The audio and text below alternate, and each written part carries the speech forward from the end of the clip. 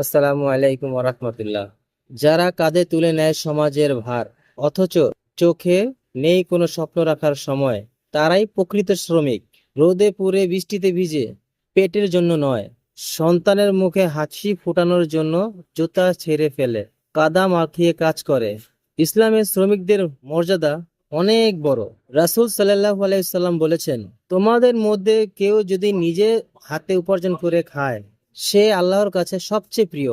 আজকের এই দিনে আমরা শুধু অভিনন্দন জানাবো না, বরং বলবো, শ্রমিকদের ঘাম শুকানোর আগেই তাদের হক পৌঁছে দাও।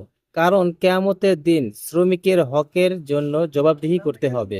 শ্রদ্ধা হোক, সম্মান হোক, যেন শ্রমিক কোনোদিন নিজেকে ছোট না ভাবে। আল্লাহ আমাদের সবাইকে হালাল রুজির মাধ্যমে জীবন যাপন করার তৌফিক দিন।